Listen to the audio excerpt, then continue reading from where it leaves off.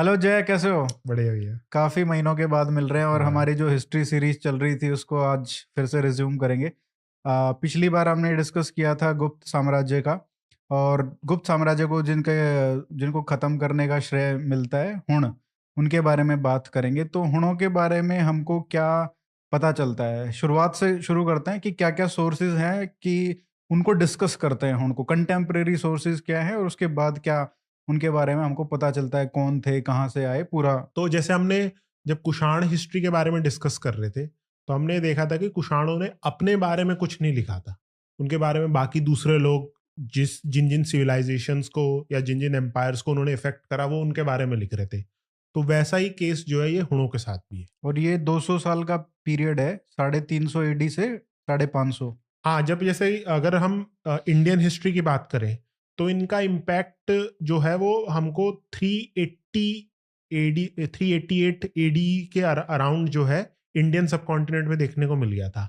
और इनका इम्पैक्ट लगभग रहेगा आपका early late 6th century, early 7th century तक। ओके। तो लगभग आप कह सकते हो 200-250 साल का जो पीरियड है, उसमें एक मेजर प्लेयर है ये इंडियन सब कॉन्टिनेंट के। हम्म। तो जब हम हुण हिस्ट्री की बात करते हैं ना, हम्म। तो हम क्या देखते हैं कि तीन मेजर सिविलाइजेशंस को इन्होंने इफेक्ट करा। एक तो है Sanskrit Indian civilisation, Persian civilisation और रोमन सिविलाइजेशन। और ये कहाँ पे कंसंट्रेटेड थे जहाँ से आए हैं?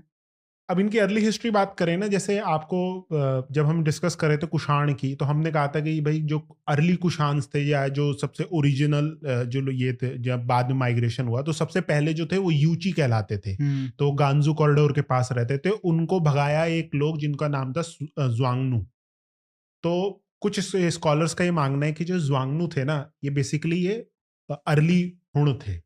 और ज्वांगनू को कुछ स्कॉलर्स के हिसाब से चाइनीज में बोलते थे हुन्ना, वांगनू, हुन्ना, ऐसे कर करके हुन आया है। तो हम्म। जब हम ये डिफरेंट सोर्सेस देखते हैं, तो पर्शियन सोर्सेस जो पहलवी सोर्सेस है, उसमें बोल रखा है उनको ह्यून। अच्छा। संस्कृत में तो हुण बोलते हैं। फिर बात करें जब आपका जो ये रोमन सोर्सेज है, उसमें चियोनाइट्स बोल रहे हैं, अर्मेनियन सोर्सेज में ह्यून बोल रहे हैं। तो ये हुन से रिलेटेड रिलेटेड टर्म जो है वो आ रही है। अब जो ये हुण थे, ये अपने आप को क्या कहते थे, इसके बारे में कोई हमको लिटरेरी सोर्सेस उनके द्वारा लिखा तो है नहीं। हम्म। लेकिन इंटरेस्टिंगली दो हमको आर्कियोलॉजिकल सोर्सेस मिलते हैं, और दोनों के दोनों इंडियन सब कॉन्टिनेंट में। एक स्वात का जो रीजन है, आज का पाकिस्तान है, वहां पे मिली थी सील्स, मिली है सील इंप्रेशन मिला है, उसको सीलिंग्स कहते हैं। तो जैसे सील्स और सीलिंग में फर्क क्या होता है? जो सील्स तो आप जानते हैं, जो स्टैम्प जैसे लगाते हैं। तो अब जैसे जो क्ले का एक सरफेस है, उस पर आपने जो स्टैम्प लगाया, तो जो सरफेस पे इंप्रेशन आएगा उसको कहेंगे सीलिंग। हम्म। तो जो इंप्रेशन है वो सीलिंग है। तो सीलिंग मिली स्वात से।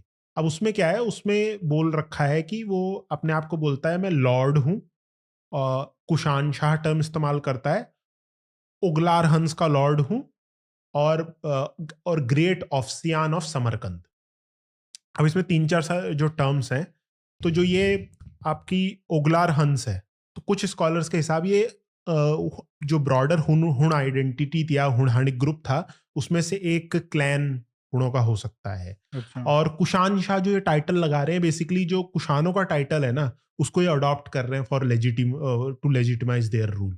अच्छा, जो ये हुण और कुषण थे, हमने पहले डिस्कस किया था कि नॉर्दर्न चाइना में इनका रिवेलरी चल रहा था आपस में।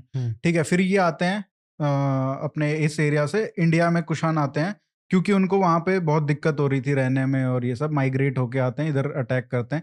और हुण भी बाद में ऐसा लग रहा है कि एक थ्योरी के अकॉर्डिंग तो वही है ना? तो क्या ऐसा है कि दोनों जो राइवल ग्रुप्स थे वो यहाँ पे आ गए और यहाँ पे आके डिफरेंट कास्ट बन गए, और लिटरली हो सकता है कि आज भी लड़ रहे हो किसी कास्ट के रूप में? वो तो कहना क्योंकि मुश्किल कई है। लोग क्लेम करते हैं कि हम कुषाण थे, कोई लोग क्लेम करते हैं कि हम हुण थे।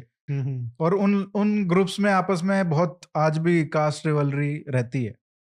जैसे जब हम ये अर्ली हुन्स की बात करते हैं, तो जैसे जो ये हुन, ये ज्वांगनू थे, और 2nd सेंचुरी एडी के अराउंड हम देखते हैं कि ये जो सदर्न मंगोलिया का, नॉर्दर्न चाइना का जो रीजन है, हाँ। वहां से ये मतलब मूव कर रहे हैं ईस्टवर्ड, और एल्टाई रेंजेस के अराउंड है ये जो अर्ली हंस कह सकते हैं इनको हम। हम्म। तो वहां पे क्या हो रहा है कि उस पीरियड में क्लाइमेटिक डिस्टरबेंस हुई।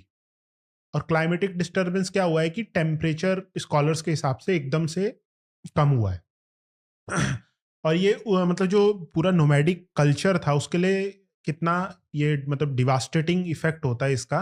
तो एक अभी मतलब मंगोलियन में टर्म होती है जुट करके। अच्छा। तो जुट में क्या होता है कि बेसिकली जैसे जो पूरा आपका सेंट्रल एशियन स्टेप है, ग्रासलैंड्स हैं बेसिकली। तो ग्रासलैंड्स में वहां पे गर्मी, जब ठंड पड़ती है तो बर्फबारी होती है। यहाँ क्या होता है जुट में जो टेम्परेचर है वो नॉर्मल जितना गिरना चाहिए उससे ज्यादा गिर जाते हैं।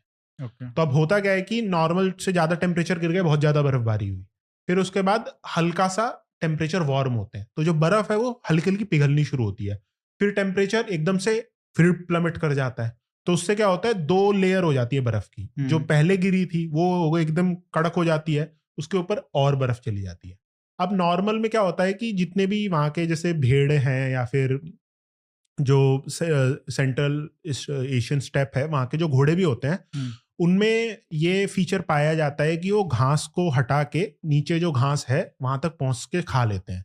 लेकिन जब इस टाइप का जो क्लाइमेटिक फेनोमेना जुट करके जिसे कहते हैं वो होता है ना, तो आपकी दो लेयर है बेसिकली आइस की, उसको कर नहीं हाँ तो पाता। वो नहीं कर पाएंगे। तो उससे क्या है कि जो जिनका इतनी हर्ट्स है जिनकी, बहुत ज्यादा डिवास्ट होता है, डिवास्टेशन फैलती है। जैसे एग्जाम्पल के लिए 2002 में मंगोलिया में बताते हैं 3 साल तक लगातार जुट आई। तो उसके कारण क्या हुआ कि लगभग 1 करोड़ 10 लाख के करीब जितने जानवर थे वो सारे के सारे मर गए। फिर एक एग्जांपल देते हैं, वेस्टर्न मंगोलिया में एक फार्मर था, उसके 300 घोड़े थे और जब ये जुट खत्म हुई तो सिर्फ एक घोड़ा बचा। तो अब ये मान लो कि तो ये इस पीरियड फेनोमेना वहां पे अक्कर करता रहता है बार बार। लेकिन ये आप 2002 की बात करो जब मॉडर्न आपके पास टेक्नोलॉजी जिससे आप मिटिगेट कर सकते हो टू ए सर्टेन एक्सटेंट जो ये जुट का फिनोमेना है। और ये कोई मतलब इतना डिवास्टेटिंग जुट नहीं थी उस सेंस में। तो जो आप ये कह सकते हो कि जब ये 2nd सेंचुरी एडी के अराउंड अल्टाई माउंटेन्स पे जब टेम्परेचर एकदम गिर रहा है और मान लो ये जुट 5-6 साल लगातार हो गई, तो और आपके ऐसे 300 में से एक बच रहे हैं घोड़े, और ऐसी सोसाइटी जिसमें घोड़े और जो ये भेड़ हैं इसी से आप खाना खा रहे हो, पहनने का सामान, रहने का सामान सब इसी से हो रहा है, तो आपकी पूरी की पूरी मतलब एकदम लाइवलीहुड तबाह हो जाएगा। तो आपको माइग्रेट करना पड़ेगा। बिल्कुल। तो इन्होंने माइग्रेट करा। अब माइग्रेट क्या करते हैं, ये अल्टाई माउंटेन से मूव करते हैं ईस्टवर्ड्स। अल्टाई माउंटेन्स वाला आज का मॉडर्न रीजन कौन सा है? ये कजाकिस्तान के वेस्ट की तरफ है। ओके। तो फिर कजाक स्टेप की तरफ ये जब जाते हैं ना, तो वहां फिर दो हिस्सों में डिवाइड होते हैं। ओके। एक हिस्सा जाता है वेस्ट वोल्गा रिवर पे और ये थ्रेटन करेगा रोमन एम्पायर को। दूसरा मूव करता है साउथवर्ड्स और ये थ्रेटन करता है ससेनिड एम्पायर को। अब जो आपने बात करी थी जो कास्ट वाली, अब क्या है कि जो ये वेस्ट की तरफ गए ना हंस, इनका जो जेनेटिक सैंपल है स्कॉलर्स ने करा है स्टडी, और उन्होंने क्या पाया इंटरेस्टिंगली, जो ज्वांगनू वाली बात कर रहे थे ना, ज्वांगनू के भी हैं इनके पास जेनेटिक मटेरियल, तो उससे कंपेयर करा तो रिलेशन पाया। अच्छा। हाँ। अब आपने बात करी कि आज की जो वो है, अब इंडिया में क्या है कि उस सेंस में जो जेनेटिक स्टडी होती नहीं है मॉडर्न, आप ये कास्ट बेस स्टडी अगर करना चाहो तो वो उसके बहुत रिपरकशंस इतने हैं कि वो होगी नहीं। तो आप मतलब कोई देख स्टडी कर सकता है, लेकिन वो मतलब अवॉइड करते हैं। हाँ अवॉइड करते हैं। तो उसके लिए फिर ये कहना कि कौन सी कास्ट इनकी है कौन सी कास्ट उसकी है तो बहुत मुश्किल होगा कहना। तो हमारे पास अभी कोई एविडेंस तो है नहीं, कोई नहीं है, और ना उस कंटेम्प्रेरी एविडेंस है कि जो नहीं हमारे पास वो तो मतलब हुनों का जो ये वेस्ट में गए थे उनका जेनेटिक मेकअप तो पड़ा है। अब उनका रिलेशन कोई प्रेजेंट इंडियन पॉपुलेशन से है, उसके लिए आपको प्रेजेंट इंडियन पॉपुलेशन का वो करना पड़ेगा। तो ये 3rd century basically 4th century AD में ये लोग आते हैं, और उधर भी वोल्गा रिवर में भी ये लोग जाते हैं जहाँ पे ये रोमन एम्पायर को थ्रेटन करते हैं। तो इसकी और इसकी, ये दोनों सैसनिड एम्पायर और रोमन एम्पायर की, इसकी कहानी क्या है?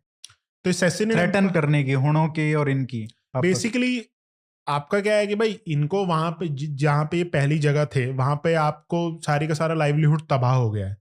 तो आप एन मास मान लो, लगभग ले लो लगभग 4-5-6 लाख लोग एक साथ मूव करेंगे आपके तरफ, तो जो पूरी सेटल्ड पॉपुलेशन है उसको डिस्टर्ब करोगे आप। बिल्कुल भाई उनको वहां पे रहना है, और उसके कारण क्या है, जो सेटल्ड पॉपुलेशन है वो थ्रेटन होगी, तो वो फिर मूव करने लग जाएगी आपकी सिटीज में। आपका जो पूरा टैक्स स्ट्रक्चर है वो तबाह होने लग जाएगा। एक एम्पायर टैक्स पे चलेगा, आपकी भाई जो फार्मर्स हैं वो खेती करें, खेती करके वो अनाज आए, अनाज से फिर वो आपको टैक्स दे, तो ये सारा डिस्टर्बेंस आनी शुरू हो जाएगी। ट्रेड रूट्स हैं, ट्रेड रूट्स जो एक सिटी या एक एम्पायर को दूसरे एम्पायर से जोड़ रहे हैं, वहां पे ये डिस्टर्बेंस फैलाना शुरू कर देंगे, तो फिर वहां पे भी आपकी जो रेवेन्यू आता है उसमें भी दिक्कत होगी। और फिर इवेंचुअली क्या कहेंगे भाई, ये चाहेंगे ना कि एकदम सीधे हम पॉलिटिकल पावर है उसको कैप्चर करें, क्योंकि अगर पॉलिटिकल पावर को कैप्चर नहीं करी तो जो आर्मीज हैं एम्पायर्स की वो चाहेंगे इनको कभी भी डिफीट करके कहेंगे भाई जहां से आए थे वहां चले जाओ। तो उस सेंस में पॉलिटिकल हो रहा है। और इसके साथ साथ क्या देख रहे हैं कि हम जो रोमन्स और ससेनिड्स हैं उनमें अपनी राइवलरी चल रही है। तो जो शाहपुर सेकेंड है ससेनिड रूलर, जब ये देखते हैं ना कि अपनी तरफ हमारी तरफ आ रहे हैं हंस, तो इनको यूज करते हैं रोमन्स के खिलाफ स्ट्रगल में। अच्छा। हाँ, और वो फिर रोमन्स के साथ जो अटिला दहन आपने नाम सुना होगा, तो उसका भी अपना अलग वो चल रहा है फेज। तो इनकी स्टोरी मतलब भारत में आने की स्टोरी क्या है कि उस टाइम तो बहुत बढ़िया एम्पायर चल रहा था, बल्कि एट द एंड स्टेजेस में आप कह सकते हो not at the strongest, but गुप्त साम्राज्य था और उसकी एक रेपुटेशन थी, उसको भारत की गोल्डन एज बोला जाता है। तो भारत में आने का डिसीजन हुनों का, उसके बारे में हमको कुछ पता है कि क्यों लिया उन्होंने, यहाँ पे क्यों आए, आक्रमण क्यों किया? रीजंस तो हमको नहीं पता, लेकिन हम ये जानते हैं कि किस पीरियड में हुआ। तो जैसे समुद्रगुप्त की बात करते हैं, समुद्रगुप्त मतलब जो गुप्ता एम्पायर को एक्सपेंशन, जो मेजर एक्सपेंशन हुआ समुद्रगुप्त के पीरियड में हुआ। तो समुद्रगुप्त की जो इलाहाबाद या प्रयाग प्रशस्ति है उसमें वो मेंशन करते हैं ये नॉर्थ वेस्ट रीजन में कौन कौन सी पावर है। तो एक तो वो करते हैं देवपुत्र, शाहानुशाही और मुरुंड, शकमुरुंड, ये तीन पावर्स को मेंशन है इसमें। देखो हुण का नाम कहीं नहीं है। और ये पीरियड भी बताना जरूरी है। समुद्रगुप्त का तो लगभग आप मान लीजिए 350 एडीज के 350 एडी के अराउंड का पीरियड है। तो 350 एडी में अभी तक हंस आए नहीं है। अब 388 एडी के अराउंड हम देखते हैं कि जो ये हंस हैं ये क्रॉस करते हैं हिंदू कुश माउंटेन्स और काबुल का जो रीजन है वहां पे आ गए हैं। वो हम कैसे जानते हैं कि काबुल के एरिया में हमको मिली हैं कॉइन्स, और कॉइन्स में एक तमगा सिंबल आता है। तमगा बेसिकली एक सिंबल है जो कि सेंट्रल एशियन पावर्स जो होती थी वो यूज करती थी। जैसे कि आप कुशानों के सिक्के देखोगे ना तो उसमें एक तरह का तमगा है। तो जो ये कीदराइट्स इनको अभी कहा जाता है, ये जो थे पावर जो हिंदू कुश माउंटेन से आ रही है साउथ की तरफ, तो ये जो कीदराइट्स थी कीदराइट्स बेसिकली हुण है ना? हाँ, अभी इंटरेस्टिंग है आपने ये जो कहा ना कीदराइट्स वाला, आप अगर पुरानी किताबें पढ़ोगे ना तो, क्योंकि कीदराइट्स अपने आप को कहते हैं कुषाण शाह, वो तो टाइटल वाला हाँ, होगा। लेकिन अब क्या है कि पुराने स्कॉलर्स क्या करते थे, वो सोचते थे कि ये जो लेटर कुशान्स थे ये बेसिकली कीदराइट्स हैं, वो उनको हन से कनेक्ट नहीं करते थे। अच्छा। और ये कंफ्यूजन केवल लेटर हिस्टोरियंस का नहीं था, इवन अर्मेनियन सोर्सेज में आप देखोगे इनको लिटिल कुशान कह रखा है, और जो चाइनीज सोर्सेज है इनको कहते हैं लिटिल यूचीज। तो कंफ्यूजन था, और वो कंफ्यूजन लिटिल क्यों मतलब? पावर के सेंस में कह सकते हो आप कि एक जो अच्छा। आपका भाई मेजर कुशान एम्पायर था उसके जो रेमनेंट्स हैं उस सेंस में लिटिल यूचीज कह रहे हैं। और दूसरा क्या देख रहे हैं हम कि जो कीदराइट्स हैं एक तमगा इस्तेमाल कर रहे हैं, अपने आप को कुशान शाह कह रहे हैं। जो पहला जो ये 388 एडी में हमको मिल रहा है ना वो अपने आप को बहरम करके उसका नाम है। अच्छा। अब 388 से आप थोड़ा सा आगे बढ़ेंगे तो हमको एक और नए किस्से नए किस्से कह रहा हूँ, नए सिक्के मिलने शुरू होते हैं जिसमें जो राजा है उसका नाम है कीदरा, और कीदरा टाइटल है, और वो जो ये कुशान शाह का टाइटल है ना धीरे धीरे वो अडॉप्ट मतलब वो कम यूज करना शुरू कर दे रहे हैं। तो इससे हम कह सकते हैं एक तरह से इंडिपेंडेंट पावर की तरफ बढ़ रहे हैं। या फिर कोई जो ये राजा है वो इतना बड़ा पावरफुल हो गया होगा कि उसने अपने नीचे ही अपने नाम से ही वो हाँ, डायनेस्टी का हाँ, चला ये दिया। वाला पॉइंट इसलिए वो है क्योंकि चाइनीज सोर्सेज है ना, चाइना, और ये इनका एक्सपेंशन कहाँ तक हो गया, पेशावर तक आ गए हैं। अच्छा। चाइनीज सोर्सेज मेंशन करते हैं कि ये जो कीदरा है ये रूल कर रहा है सिटी फाउलाओ शाओ। फाउलाओ शाओ बेसिकली पेशावर को कहते हैं, पुरुषपुरा। तो वहां पे रूल कर रहा है, और इस कीदरा के नाम से बाद के जो रूलर्स आए हैं इस पर्टिकुलर डायनेस्टी में वो भी कीदरा टाइटल इस्तेमाल करते हैं, तो इससे कीदराइट्स बन गया। तो ये कीदराइट्स बेसिकली इस पीरियड में हिंदू कुश के नॉर्थ में और हिंदू कुश के साउथ में भी हैं। अब गुप्ता एम्पायर के लिए ये पीरियड क्या है कि इस पीरियड में चंद्रगुप्त का टाइम है, चंद्रगुप्त रूल कर रहे हैं, और चंद्रगुप्त को बेसिकली जैसे हमने पिछले जो पॉडकास्ट थी उसमें देखा कि चंद्रगुप्त सेकंड के पीरियड में सबसे मैसिव कैंपेन हुई थी, वो जो ये गुजरात के शक थे इनके खिलाफ हुई थी।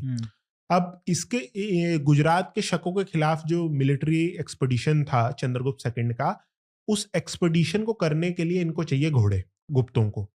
तो गुप्त जो ये घोड़े हैं वो दो तरफ से आ सकते हैं, या तो आ सकते हैं आपके सी पोर्ट से गुजरात और महाराष्ट्र के, या तो आ सकते हैं सेंट्रल एशिया के थ्रू कि काबुल से होते हुए ये पेशावर के रास्ते फिर आपको इस तरफ से मिले। अब गुजरात और महाराष्ट्र में आपको घोड़े मिलने के लिए नहीं, क्योंकि वहां पे तुम्हें शक बैठे हैं जिनके खिलाफ आपको लड़ाई करनी है। और ये वाला जो रूट था सेंट्रल एशिया वाला, इसमें अब किदार आके बैठ गए हैं। पहले तो क्या था कि पहले छोटी छोटी पावर्स थी, जब कुषाण एम्पायर डिक्लाइन हुआ तो छोटी छोटी पावर्स में क्या है कि उनको तो भाई अपने रेवेन्यू से मतलब है, तो घोड़े अपने ट्रेडर्स आराम से पास कर सकते हैं। अब जब ये जो कीदराइट्स हैं, इन्होंने जब कंसोलिडेट करना शुरू करा अपना पावर, तो जाहिर सी बात है ये कहेंगे भाई कि अब गुप्तों को आप अगर बेसिकली मॉडर्न सेंस में कह सकते हो, आप जो ये हॉर्सेस एक मिलिट्री टेक्नोलॉजी की तरह देखें तो रोकना चाहेंगे, क्योंकि कल को भाई हमारे पे ये इस्तेमाल ना कर दें। तो इसी पूरे जो आपका एक सिनेरियो है, इसमें हम देखते हैं कि गुप्ता एम्परर एक्सपेडिशन करता है हिंदू कुश पार, और इसका एविडेंस हमको मिलता है ये मेहरौली में जो कुतुब मीनार कॉम्प्लेक्स में जो आयरन पिलर है। अच्छा। वहां पे मेंशन आया है कि जो चंद्र है उसने एक्सपेडिशन करी है सप्तमुखानी सिंधु के पार। वहलिका टर्म आई है स्पेशली। अब कुछ स्कॉलर्स के हिसाब से वहलिका पंजाब है, लेकिन उसमें क्लियरली मेंशन है सप्तमुखानी सिंधु, 7 माउथ रिवर सिंधु जिसके हैं 7 मुंह, उसको मैंने पार करा और कॉन्कर करा वहलिका रीजन। अब तो आज का जो नॉर्थ वेस्ट फ्रंटियर प्रोविंस है उससे भी आगे, उसके भी आगे बैक्ट्रिया का जो रीजन है वहां पे। और दूसरा हम क्या देखते हैं कि ये जो हुंजा का रीजन है आज का, वहां पे ब्राह्मी में इंस्क्रिप्शंस मिली है चंद्रगुप्त करके, तो उससे क्लियर है कि भाई एक गुप्ता आर्मी इस रीजन में थी। वो एक्सपेडिशन एक प्यूनिटिव एक्सपेडिशन था, वहां पे कॉन्क्वेस्ट नहीं हुई, और मेरे हिसाब से मेजर रीजन यही था कि उनको जो एक्सेस है हॉर्सेस का वो होना है। और उस टाइम का जो एक्सेस था, जब एक्सेस उनको मिल गया तो फिर इन्होंने चंद्रगुप्त सेकंड ने एक्सपेडिशन करी शकर्स के खिलाफ, और फिर वो कॉन्क्वेस्ट हुई शकर्स की, वो तो हमने पहले डिस्कस ही कर लिया। तो गुप्ता एम्पायर का इस पीरियड में हम देख रहे हैं जो एक तरह से एक्सपेडिशन हुई है पहली ये हुनों के खिलाफ।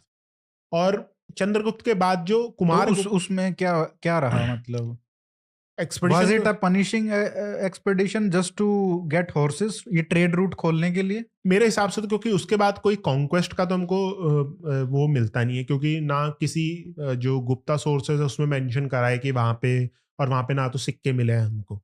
तो चंद्रगुप्त सेकंड के पीरियड तक हमको कोई 415 का लगभग आप मान लीजिए 415 तक जो हनिक इन्वेजन है को अभी कुछ नहीं हो रहा है, बल्कि पुनिटिव एक्सपेडिशन गुप्ताओं ने इनके खिलाफ करी है। तो अभी तक ये भारी पड़ रहे हैं।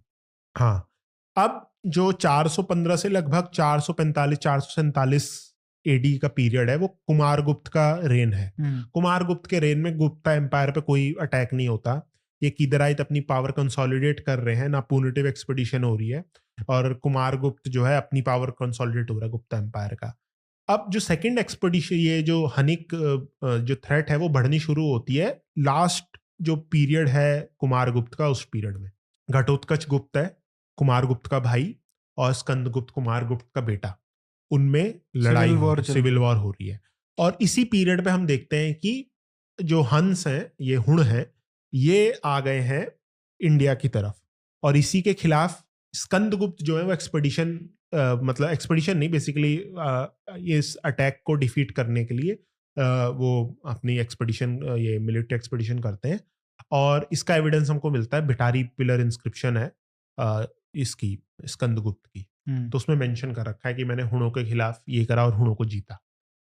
तो इसमें भी आप कह सकते हो स्कंदगुप्त ने जो थ्रेट थी वो रोक ली। अच्छा, ये स्कंदगुप्त ने तो उनको हरा दिया, अब क्या जो ससनिद एम्पायर था उसका भी कोई वो भी उनके खिलाफ कुछ एक्शन ले रहे थे, क्योंकि मेन थ्रेट तो उनके खिलाफ भी था उस रीजन में।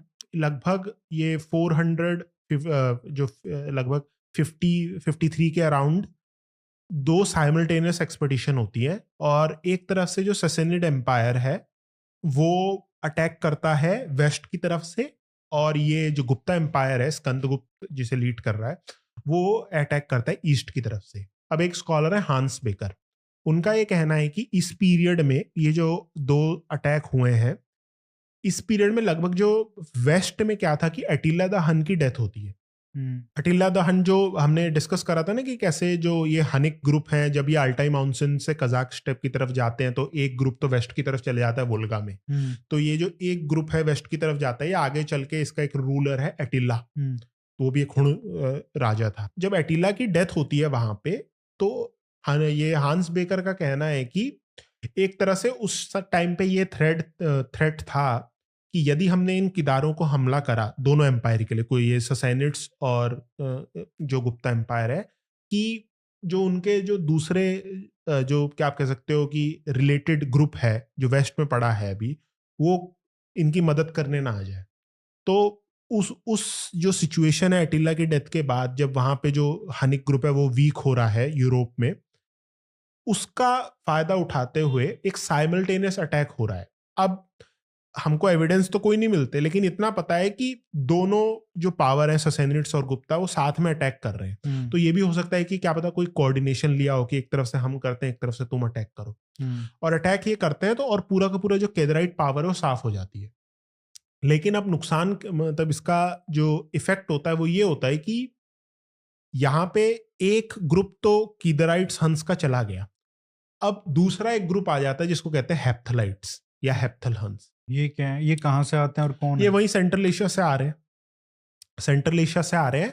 और जब ये हेप्थल हंस हिंदू कुश के नॉर्थ में अभी है और हिंदू कुश के नॉर्थ में है, लेकिन जो साउथ का रीजन है जो कीदराइट्स का पहले था, कीदराइट्स तो नॉर्थ और साउथ दोनों में थे, ये क्या करते हैं इस रीजन में जो अफगानिस्तान और आज का पाकिस्तान और कुछ पंजाब और कश्मीर का इलाका है, यहाँ पे जो रेमिनेंट्स बचे हैं हनिक पावर के, उसको कंसोलिडेट करते हैं और एक ये आल्कन हन करके यहाँ पे शुरू हो जाता है। और हम इसलिए जानते हैं कि ये आल्कन हंस हैं, क्योंकि इनके जो सिक्के हैं वो कीदराइट से काफी अलग हैं।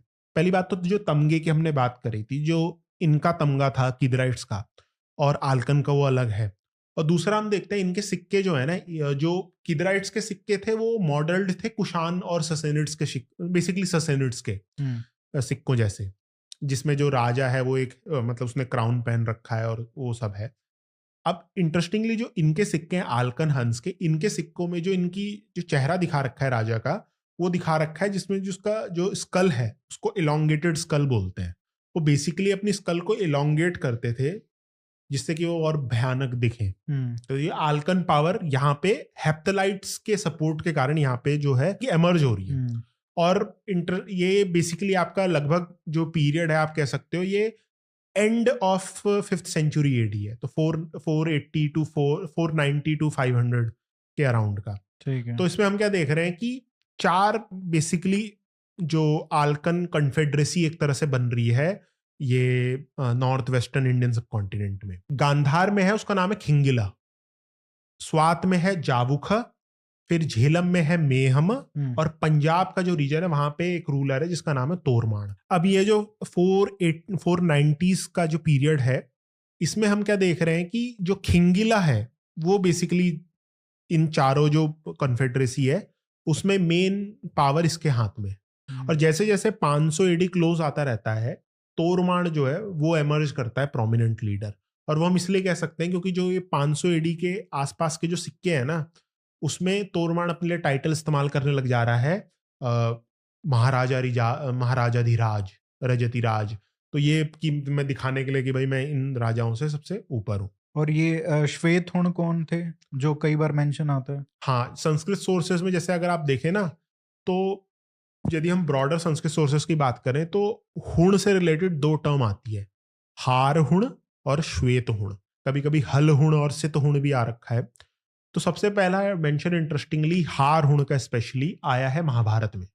अच्छा। हाँ, महाभारत में हार हुण का आया है मेंशन, और सभा पर्वन में आया है पहली बार। सभा पर्वन में आया है कि जो युधिष्ठिर की सभा है उसमें उसके जो गेट है, जो पैलेस है, उसके जो गेट पे बहुत सारे राजा वेट कर रहे हैं युधिष्ठिर से मिलने के लिए। तो जो दुर्योधन है ना, दुर्योधन बता रहा है कौन कौन से राजा हैं। तो उसमें वो मेंशन करता है एक हारहुण करके, और हारहुण को बता रखा है कि इनको नकुल ने कॉन्कर करा था। लेकिन बट ये थ्योरी कैसे एक्सप्लेन करोगे कि महाभारत में उनका मेंशन है जो 3rd 4th 5th century AD में यहाँ पे है? तो महाभारत जैसे कि बाकी सारे टेक्स्ट के साथ हुआ है कि एक आपके तो पास कोर लेटर टेक्स्ट था। एडिशन हुआ है। हाँ, एक वो तो सब स्कॉलर मेंशन करते हैं कि एक कोर टेक्स्ट था, जैसे अब यवन टर्म आती है महाभारत में, तो यवन टर्म तो उस समय तो थे ही नहीं, यवन तो आपके बाद में आना शुरू करे हैं। तो एक कोर टेक्स्ट था, उस पर धीरे धीरे और सारी चीजें ऐड ऑन होती गई, कंटेम्परेरी चीजें ऐड हाँ, होती गई उस पीरियड की। हाँ, तो मतलब क्योंकि भाई एक कोर टेक्स्ट ऐसा नहीं था कि फ्रीज कर दिया गया था, उसमें नई नई चीजें जोड़ी जा रही थी, तो वो चल रहा था प्रोसेस। और हारहुण यहाँ पे मेंशन है। अब आप देखोगे ना कि अर्थशास्त्र में एक टर्म, एक रीजन का नाम आया हारहुर करके। उसका कॉन्टेक्स्ट बता दूं मैं। अर्थशास्त्र के अनुसार जो कौटिल्य कहते हैं कि 2 वाइन प्रोड्यूसिंग रीजन्स हैं, एक कपिशी और एक हारहुर। कपिशी बेसिकली जो आपका अफगानिस्तान काबुल का इलाका है वो, और हारहुर स्कॉलर्स के अनुसार जो सुलेमान माउंटेन रीजन्स वो रेंजेस हैं पाकिस्तान में, उस रीजन को हारहुर कह रहे हैं। तो हांस बेकर एक स्कॉलर हैं, उनके अनुसार जो ये हारहुर है ये रीजन था, और यहाँ पे जो रहने वाले लोग थे वो हारहुण कहलाते थे। तो इनका रिलेशन जो जो हुण जिनकी हम डिस्कशन कर रहे हैं उनसे नहीं है। तो ये पहला जो ये हुण और श्वेत हुण की जिन्होंने आपने जिनकी बात करी, इनका रेफरेंस हमको मिलता है बृहद संहिता में। ये 6th सेंचुरी का वर्क है। अच्छा, इसमें हार हुण आया है और हुण आया है। अब 6th सेंचुरी से पहले एक और टेक्स्ट है रघुवंश कालिदास का, उसमें टर्म आई है हुण की। अच्छा, उसमें इंटरेस्टिंग क्या है ना कि आप देख सकते हो कि जो ये हुण है ये एडवांस कर रहे हैं कैसे कैसे मतलब इंडिया और की अंदर तरफ आ गए हैं। वो भी दिख रहा है। अब जैसे आप रघुवंश की यदि बात करेंगे ना, तो रघुवंश में कालिदास बताते हैं कि कैसे रघु की दिग्विजय का डिस्क्रिप्शन है। तो रघु की दिग्विजय का डिस्क्रिप्शन क्या है कि वो वेस्ट की तरफ जा रहे हैं पारसिकों को कॉन्कर करने। पारसी का जो टर्म है बेसिकली संस्कृत सोर्सेज में पर्शियंस के लिए यूज होती थी, और रघुवंश में स्पेशली यवन और पारसिका दोनों की दोनों कॉन्ट्रा मतलब इंटरचेंजेबली यूज्ड हुई है। तो वो बताते हैं कि पारसिकों को कॉन्कर करने जा रहे हैं, और वो पहले जाते हैं जो यवन है, यवनों की से को हराते हैं, और यवन जो है उनके पास स्ट्रॉन्ग कैवलरी है। इन यवनों को हरा के वो जाते हैं वाइन प्रोड्यूसिंग रीजन में, और वाइन प्रोड्यूसिंग रीजन से फिर जब इन्होंने ये लड़ाई लड़ी यवनों से, फिर जो इनके घोड़े हैं ना वो एक नदी के किनारे, जो नदी के किनारे की रेत होती है ना उसमें मतलब मस्ती करते हैं। अपने जो घोड़ों के बाल होते हैं उसमें जो सैफरन है उसको हटाते हैं। उसमें जो सैफरन लग रखे, बेसिकली वो कहना चाह रहे हैं कि इससे पहले जिस रीजन में पास करे थे ये घोड़े, वो सैफरन उगाते थे। ये पोएटिक डिस्क्रिप्शन है कालिदास का। और वो फिर हुणों से, उस जो ये रघु की आर्मी है वो हुणों से लड़ती है, और हुणों की जो पत्नियां हैं वो रोते रोते अपने जो गाल हैं उनके लाल हो जाते हैं। अब ये वाला डिस्क्रिप्शन इसलिए इंपॉर्टेंट है क्योंकि जो कंटेम्प्रेरी सोर्सेज हैं बेसिकली रोमन सोर्सेज, एक रोमन हिस्टोरियन था अमेनियस मार्सिलेनस, तो वो बताता है कि जो ये चियोनाइट्स थे, ये हुन्स थे, इनके यहाँ डिस्क्रिप्शन क्या था कि जब कोई एक हुण मरता था तो उसकी जो पत्नी थी वो क्या करती थी, दुख जताने के लिए अपनी गालों को ना, गालों में वो चीरे लगा देती थी जिससे खून बहने लग जाए। वेलिंग का एक वो तरीका था। तो खून बहेंगे तो आपके जो गाल हैं वो लाल हो जाएंगे। तो यही डिस्क्रिप्शन जो है कालिदास दे रहे हैं। इंटरेस्टिंग। हाँ, और अब इसमें क्वेश्चन आता है जो नदी है, नदी को पार करके कौन सी नदी है, तो उसमें आपको लोकेशन पता चल जाएगी भाई कि कहाँ पे ये सपोजिटली रघु ने वो आर्मी को ये हुणों को हराया। तो एक स्कॉलर है के अयंगर करके, के अयंगर, इन्होंने जो रघुवंश की जितनी मैन्युस्क्रिप्ट है 9 मैन्युस्क्रिप्ट्स को इन्होंने एनालाइज करा, और इन्होंने क्या पाया कि पॉपुलरली तो बोला जाता है सिंधु तीर के किनारे ये जो घोड़े थे ये सब अपना मतलब जो सैफरन लग रखी थी उसको हटा रहे हैं और सिंधु को पार करके रघु गए वहां पे। लेकिन के एंगर ने क्या पाया कि 9 मैन्युस्क्रिप्ट जो रघुवंश की है उसमें से 6 मैन्युस्क्रिप्ट्स में सिंधु का नाम नहीं है, वांगशु का नाम है। और वांगशु संस्कृत सोर्सेज में ऑक्सस के लिए कहते थे, आमुदारिया जो है। ओके। तो बेसिकली आप कह सकते हो कि आमुदारिया के नॉर्थ में जब कालिदास रघुवंश लिख रहे हैं तो हुण थे।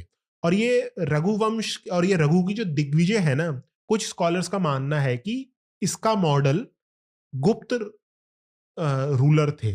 स्पेशली जैसे हमने डिस्कस करा कि जो चंद्रगुप्त सेकंड है वो कॉन्कर कर रहे हैं वाहलिका कंट्री सप्तसुखानी सिंधु को पार करके। तो एक तरह से कह सकते हो कि तो उसी के रेफरेंस में उसी को याद करते हुए रघु की जो दिग्विजय उसको मॉडल करा है। ओके। तो इसमें आप देख सकते हो कि जो हुण है, हुण आर्मी, वो अभी वांगशु या ऑक्सस के नॉर्थ में है। अब जब आप आते हैं बृहत संहिता में, 6th सेंचुरी का टेक्स्ट है, ये बोलता है, ये 2 टर्म इस्तेमाल करते हैं, एक तो श्वेत हुण और एक हुण। श्वेत हुण को कहते हैं कि ये जो लोग हैं ये रहते हैं चीन, अफगान, इन पहलव, इन लोगों के साथ। तो ये हार हुण, ये श्वेत हुण जो टर्म इस्तेमाल हो रही है यहाँ पे, ये हो रही है हेप्थलाइट्स के लिए, जो कि ऑक्सस हिंदू कुश के नॉर्थ में।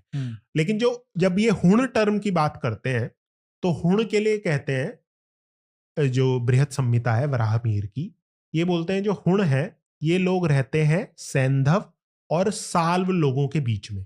सैंधव जो सिंधु का रीजन है वो, साल्व बेसिकली सियालकोट, जम्मू और सियालकोट का जो रीजन है उसके लिए। तो बेसिकली आप देख सकते हो कि रघुवंश के टाइम पे ये जो हुण थे ये थे ऑक्सस के नॉर्थ में, और 6th सेंचुरी आते आते ये पहुंच गए यहाँ पे। तो एक आपको जो मूवमेंट है उनका आपको लिटरेरी संस्कृत सोर्सेस में भी देखने को मिल रही है। अच्छा, ये हुणों का मतलब, ये तो अभी तक तो जो हमने बात की है वो कहीं ना कहीं जो गुप्त साम्राज्य है वो हावी पड़ रहा है, और उधर से भी ससनिद एम्पायर भी, रोमन एम्पायर भी, वो कहीं ना कहीं इनको सिकुड़ता जा रहा है, हुणों का साम्राज्य और उनकी पावर। तो पहली बार कब हमको ये पता चलता है कि भारत में कम से कम कि वो हावी पड़ रहे हैं या उनको हरा देते हैं, या एक तरीके से जो कहा जाता है कि गुप्त साम्राज्य के अंत का वो कारण बनते हैं, वो कब शुरू होता है? जैसे हमने देखा है स्कंदगुप्त का जो पीरियड है, स्कंदगुप्त ने रोक रखा है इनको। अब स्कंदगुप्त का पीरियड आपका 470 एडी के अराउंड खत्म हो जाता है। उसके बाद इतनी स्थिति खराब है गुप्त राजाओं के स्पेशली, कि अभी तक स्कॉलर्स ये नहीं जानते कि स्कंदगुप्त के बाद में कौन राजा आया, जो एक प्रॉपर हिस्ट्री है। जैसे पहले तो हम जानते हैं कि भाई चंद्रगुप्त का समुद्रगुप्त का चंद्रगुप्त सेकंड का कुमारगुप्त का स्कंदगुप्त, क्लियर हिस्ट्री अवेलेबल है। यहाँ तक क्लियर है। उसके बाद इतनी इनफाइटिंग हो रही है, अलग अलग जगह पे अलग अलग राजा बन रहा है, इतने सारे वो हैं, तो बड़ी कंफ्यूजन है। तो आप देख सकते हो कि जो सिविल वॉर हुई थी उसका इम्पैक्ट यह है कि भाई स्कंदगुप्त जैसे लीडर ने तो कम से कम रोक रखा था।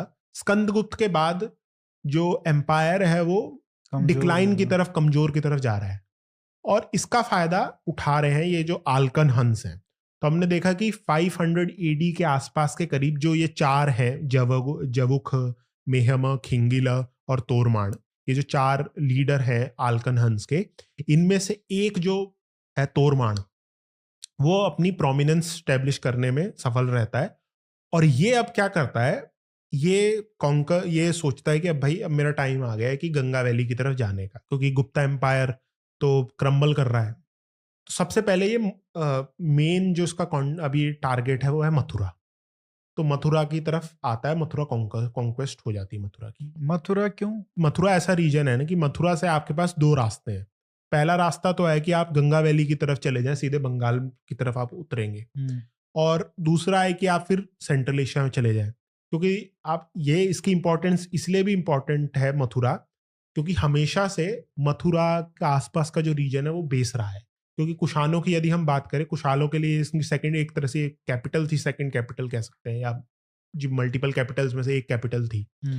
तो मथुरा की स्ट्रेटेजिक और ट्रेड की इंपॉर्टेंट बहुत है। अगर उस समय वैसे दिल्ली का कुछ इतना इंपॉर्टेंस नहीं था, लेकिन आप ये कह सकते हो मथुरा, दिल्ली, आगरा, ये वाला रीजन हमेशा इंपॉर्टेंट रहा है किसी भी पावर के लिए। यदि वो उसका नॉर्थ वेस्टर्न इंडिया अफगानिस्तान में प्रेजेंस है, और ये जो इंडियन हार्टलैंड है, गेंजेटिक प्लेन, सेंट्रल इंडिया में प्रेजेंस है। तो वो हमेशा जो पावर है ये वाली ऐसी पावर वो इस रीजन में हमेशा बेस रखी बट है। एटलीस्ट हम ये कह सकते हैं कि 500 एडी में दिल्ली से ज्यादा प्रोमिनेंट मथुरा था एज हाँ, अ वो सिटी। उसके बाद आप देख लीजिए ना, जैसे जब मथुरा का डिक्लाइन होता है फिर कन्नौज आता है, कन्नौज के बाद फिर जब ये दिल्ली सल्तनत का पीरियड शुरू होता है तो भाई दिल्ली आ गई, फिर दिल्ली के बाद आगरा, आगरा के बाद फिर दिल्ली।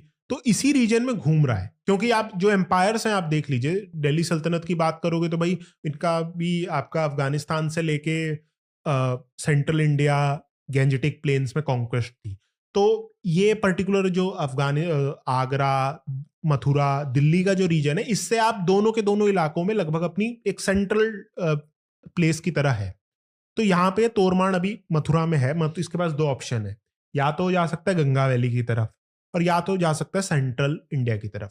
अब गंगा वैली में जाने का नुकसान ये हो सकता है कि भाई गंगा वैली गुप्ता का कोर है, भले हम एक एम्पायर जितना भी कमजोर क्यों ना हो जाए, आप उसका जो बेस है उस पर अटैक लास्ट मोमेंट पे ही करोगे। जैसे एग्जांपल के लिए भाई, जो जब इंग्लिश हावी होने लग गए थे लास्ट ये 18th सेंचुरी में, 19th सेंचुरी के स्टार्टिंग में, तो मराठास को पहले भाई उनके आउटस्कर्ट्स के रीजन में डिफीट हुई, बाद में सीधे पूर्णा पे गए। ये नहीं सीधे आप पूर्णा पे सीधे चले जाओ। तो वैसे ही लगभग इनका भी था।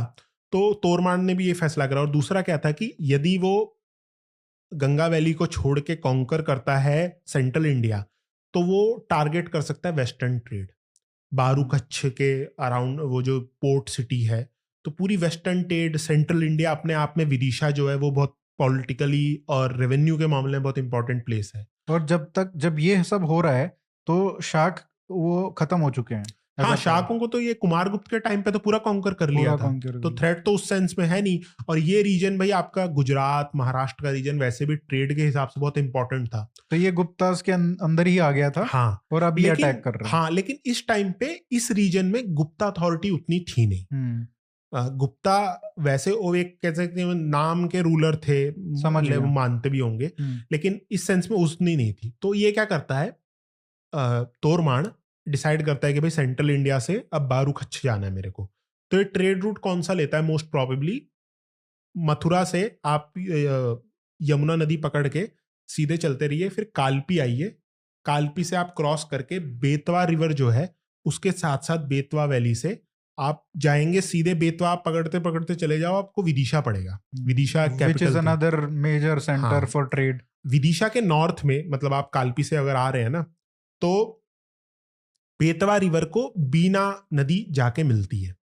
और बीना नदी जैसे जो ट्राई जंक्शन बन रहा है ना, उसके साउथ में बेसिकली आप अगर ऊपर से आ रहे हैं तो बीना नदी के इस तरफ एक रीजन, एक मतलब लोकेशन है जिसका नाम है एरण। आज एरण बोलते हैं, गुप्ता पीरियड में उसको बोलते थे एरिकीर्ण।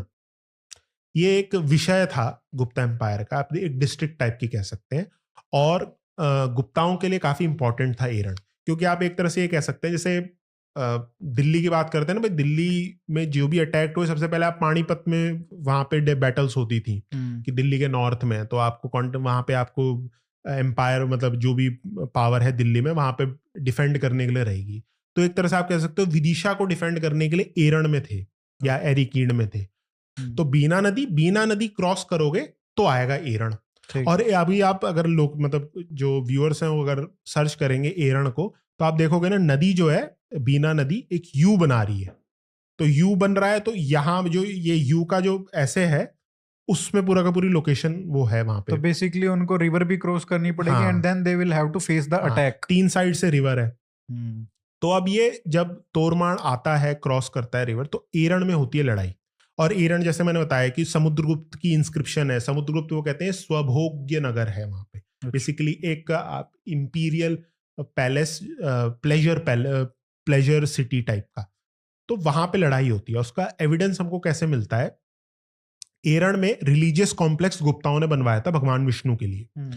तो वहां पे एक मूर्ति है वराह की, उसको एरण बोर पिलर, एरण बोर इंस्क्रिप्शन कहते हैं। उसमें जो वर्डिंग है बड़ी इंटरेस्टिंग है। वर्डिंग है in the first year of lord Maharajadhiraja Toramana. तो आप देख सकते हो कि ये जो इंस्क्रिप्शन है लिखाई गई है तब जब एरण का इलाका तोरमाण के अंदर था और ये पहला ही साल था तोरमाण के रूल का। और जो लिखवाने वाला है उसका नाम है धन्य विष्णु, और वो बोलता है कि मैंने ये लिखवाई है और ये जो मूर्ति है ये मैं दे रहा हूं किसकी याद में, अपने बड़े भाई की जिसने स्वर्ग प्राप्त कर लिया है, जिसका नाम है मातृ विष्णु, महाराज मातृ विष्णु। तो स्कॉलर्स का कहना है कि भाई ये इतना इंपॉर्टेंट रूलर जो है, इसकी अभी जो डेथ हुई है, मोस्ट प्रोबेबली जब तोरमाण का अटैक हुआ था तो ये दोनों भाई ने इन्होंने बैटल करी। तो जो बड़ा भाई था, मातृ विष्णु बड़ा भाई था, वो तो मर गया इस बैटल में तोरमाण के खिलाफ। धन्य विष्णु जिंदा रहा और उसने तोरमाण की ओवरलॉर्डशिप एक्सेप्ट करी। और जब पहला साल था तो उसमें अपने भाई की याद में उसने वहां पे वराह की मूर्ति लगाई। अब तोरमाण ने कॉन्कर कर लिया, एरण विदिशा कॉन्कर कर गया। अब उसका इलाका है, अब सीधे कॉन्कर्स करना चाह रहा है बाराकुच, आज का भरूच या भारूच रीजन जो स्पोर्ट सिटी है। अब वहां पे जाता है, उसको कॉन्कर करता है। उसका एविडेंस हमको कैसे मिलता है? नॉर्दर्न गुजरात में संजेली एक जगह है, वहां से कॉपर प्लेट मिली थी, 3 कॉपर प्लेट एक खेत में। तो उसमें क्या लिख रखा है? उसमें लिख रखा है in the 3rd year of महाराजाधिराज तोरमाण। तो तीसरे साल तक तोरमाण के जो नॉर्दर्न गुजरात का रीजन है, भारूकच्छ का रीजन है, वो भी कॉन्क्वेस्ट हो चुकी है।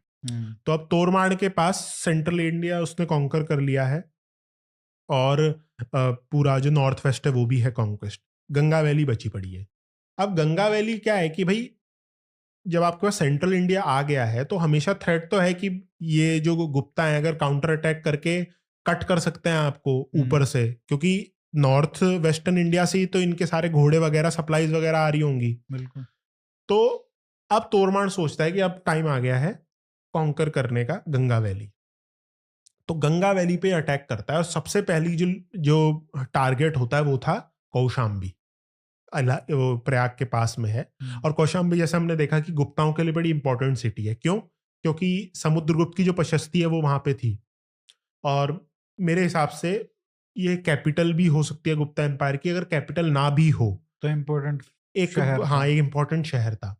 और जो अटैक हुआ तोरमाण का कौशाम्बी पे, उसके आर्कियोलॉजिकल एविडेंस ऐसे है ना कि जो आर्कियोलॉजिकल एक्सकवेशंस हुई थी कौशाम्बी में, उसमें बताया जाता है कि जो 6th सेंचुरी के अराउंड का जो लेयर है कौशाम्बी की, उसमें हमको एविडेंस मिलते हैं कि डेवास्टेशन एट ए अनप्रेसिडेंटेड स्केल, बर्निंग के एविडेंस मिलते हैं।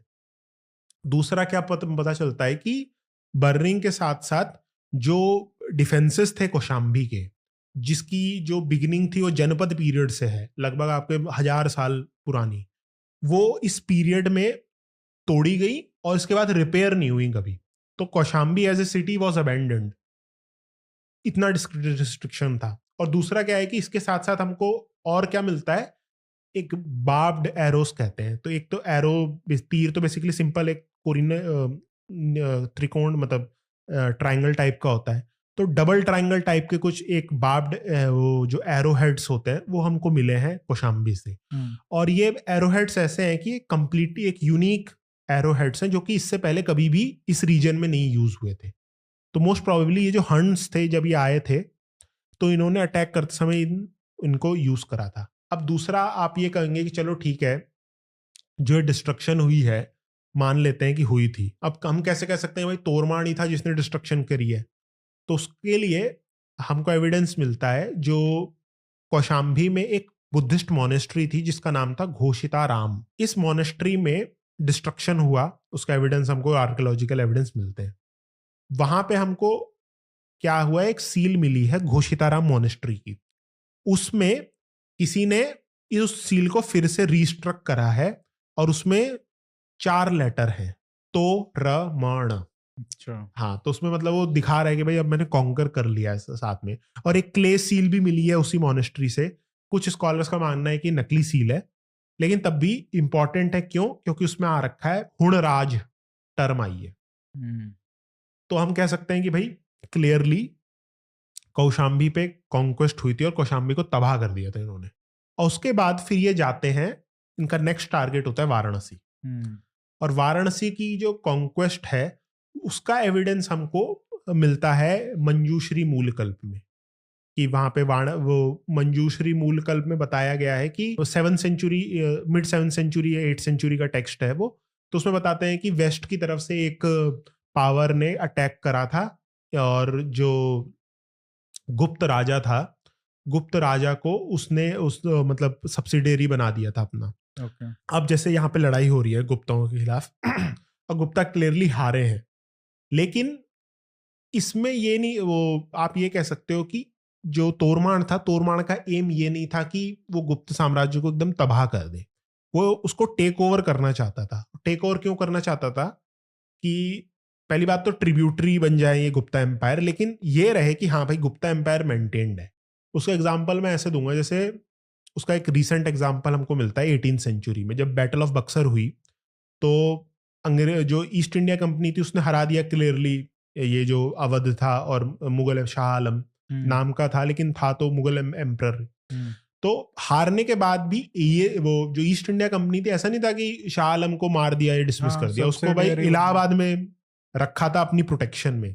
तो ये ऐसा ही लगभग जो लेजिटिमेसी की जो नीड थी वो तोरमाण को भी थी। दूसरा एफर्ट हम लेजिटिमेसी का क्या देखते हैं तोरमाण का, कि उसने जो सिक्के हैं ना वो भी गुप्त सिक्कों जैसे इस्तेमाल करने शुरू कर दिए। स्कंदगुप्त के बाद एक सिक्का आता है जिसमें जो राजा है उसका नाम है प्रकाश आदित्य। इंटरेस्टिंगली वो जो सिक्के हैं वो मिल रहे हैं मथुरा और काशी रीजन में, लेकिन बाकी कोई इंस्क्रिप्शन ऐसी नहीं है जहां पे प्रकाश आदित्य नाम आया है।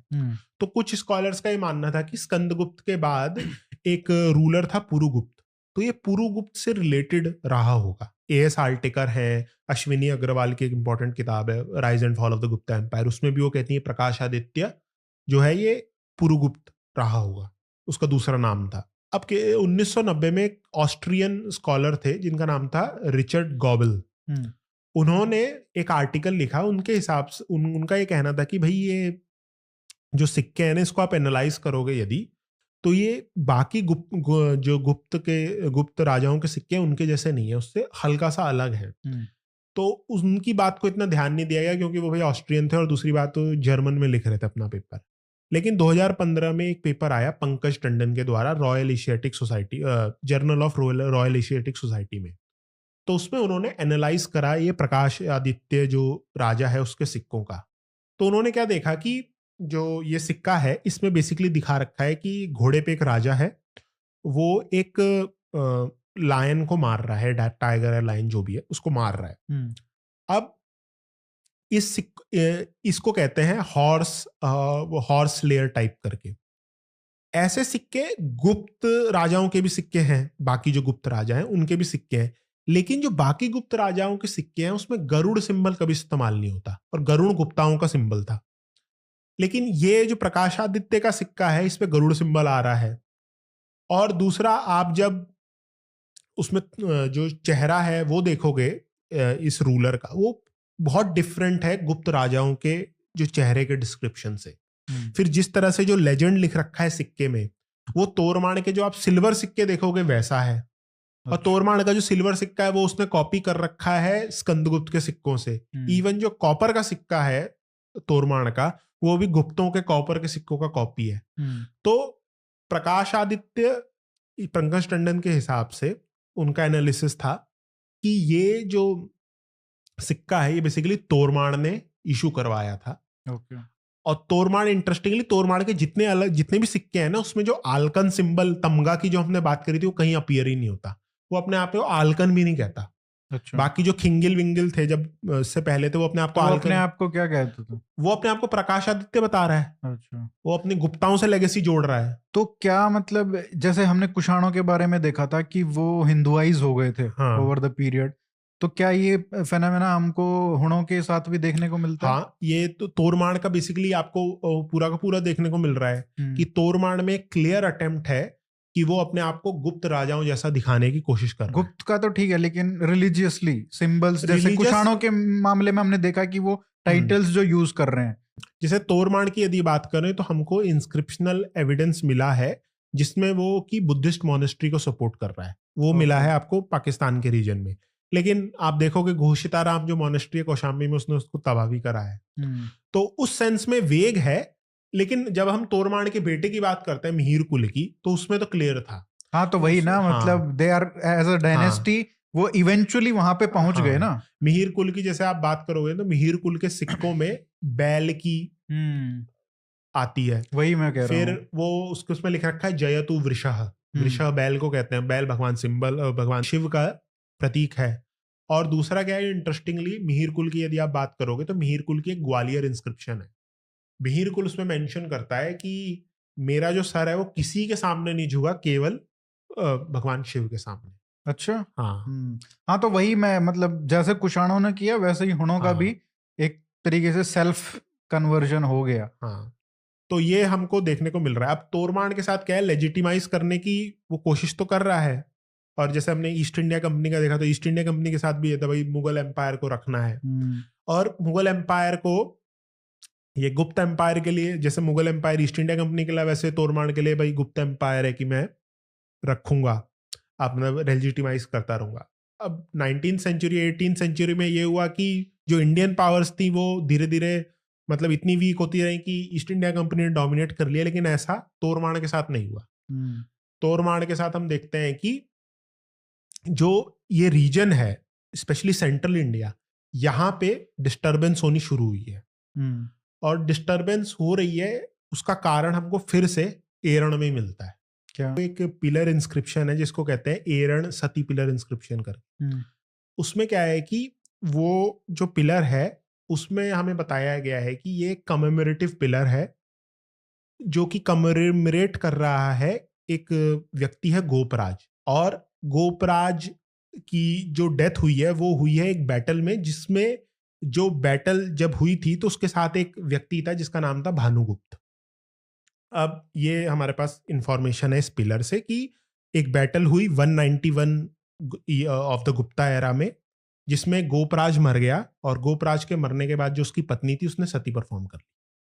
अब इंटरेस्टिंगली आप ये देखोगे, ये लगभग बनता है 510 510 511 एडी के अराउंड। और ये वाला लगभग पीरियड है जो तोरमाण इस रीजन में रूल कर रहा है। तो मोस्ट प्रोबेबली जो लड़ाई हुई है वो हुई है तोरमाण के खिलाफ। अब इसमें जो ये गोपराज है, गोपराज तो मर जाता है। कुछ स्कॉलर्स का ये कहना है जो दूसरा भानुगुप्त है ना, ये बेसिकली गुप्ता राजा था। लेकिन इसमें दिक्कत ये है कि अपने लिए जो टाइटल भानुगुप्त इस्तेमाल कर रहा है, या गोपराज ये जो इंस्क्रिप्शन में लिख रखा है, वो है राजा का सिर्फ। और आपने देखा होगा जब मातृ विष्णु और धन्य विष्णु एरण बोर इंस्क्रिप्शन की बात करें तो वो अपने आप को महाराज कह रहे हैं, तो ये तो सिर्फ अपने आप को राजा कह रहे हैं। सब्सिडियरी टाइप का रहा होगा। और लड़ाई हुई और आप देख सकते हो कि जो रेबेलियस नेचर या फिर जो डिस्टर्बेंस है वो ऐसी है कि जो ये ईयर है वो गुप्ता ईयर में यूज करा गया है। मातृ विष्णु और धन्य विष्णु की जो इंस्क्रिप्शन थी वो स्टार्ट होती थी in the first year of Maharaj Toramana. तो कहने को तो ये भी कर सकते थे कि in the 10th year of Maharaj Toramana. लेकिन इस पीरियड में एक डिफायंस टाइप का है हुण रूलर से, तो इसलिए वो पुरानी जो एरा इस्तेमाल करते थे गुप्त काल में वो यूज कर रहे हैं। तो यहाँ पे डिस्टर्बेंस हुई, लेकिन तोरमाण ने इस डिस्टर्बेंस को क्रश कर दिया। लेकिन ये ऐसा नहीं होगा कि तोरमाण यहाँ पे रूल कर पाएगा, क्योंकि लगभग 5 साल बाद हम देखते हैं कि इसी मालवा रीजन में एक नई पावर उभर के आती है, अवलीकरा। और फिर उसके बाद में ये डिफीट करती हैं तोरमाण को। ठीक है, तो ये जो हार वाला एस्पेक्ट है तोरमाण का, और उसके बाद जो राइज होता है अवलीकर का आपने जिक्र किया, या और भी सारी जो पावर है इस रीजन में, क्योंकि गुप्त साम्राज्य का तो डाउनफॉल हो गया, तो उसके बाद जो पावर्स राइज करती हैं और हुणों का भी किस तरीके से अंत होता है, उसके बारे में हम अगले एपिसोड में डिस्कस करेंगे। एंड देन उससे अगले में हम हर्षवर्धन की बात करेंगे। थैंक यू जय भाई आने के लिए, और जल्दी करते हैं इस बार, 10 महीने का गैप नहीं करते हैं। Thank you so much. Thank you भैया।